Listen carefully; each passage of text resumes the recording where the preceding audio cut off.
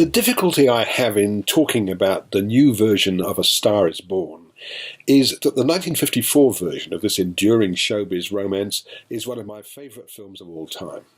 Judy Garland starred opposite James Mason in that one, and they were heartbreakingly great.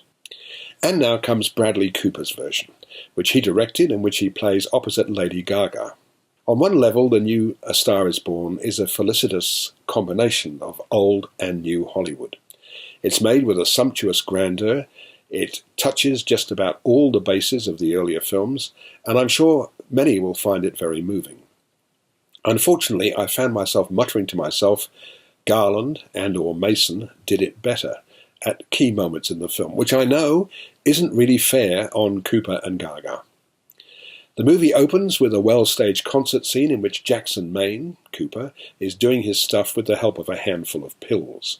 He's a charismatic performer, and we have the impression as he belts out a slow rock number that he's a little bit past his prime, still hugely popular, but largely coasting on his past successes. Cooper, with his beard and cowboy hat, oozes a kind of jaded charm.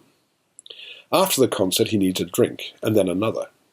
All the bars are closed, and he winds up in a club for drag queens. Ally, Lady Gaga, is the only singer who is not in drag. She's just broken up with her boyfriend, and she sings La Vie en Rose, giving that great song all that it's got. He takes her out, and their romance begins. The rest of this lengthy 2.25-hour movie tells the familiar story of triumph and tragedy.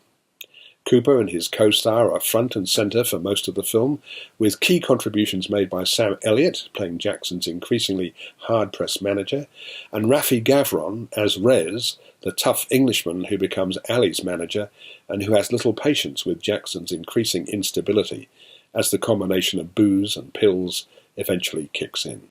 This isn't what you'd call a subtle movie, but it's a slick and calculated one.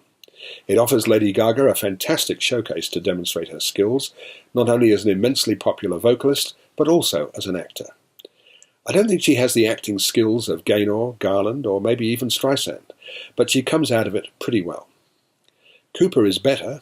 Watching this talented, charming entertainer slowly sink under a lifetime of substance abuse is almost as tragic as watching James Mason's Norman drinking himself into oblivion. But I have to stop making these comparisons. If you're able to forget that stars have gone before, A Star is Born is a very professional tearjerker with some very loud music, and for many, that will be enough. I'm giving it 3.5 stars.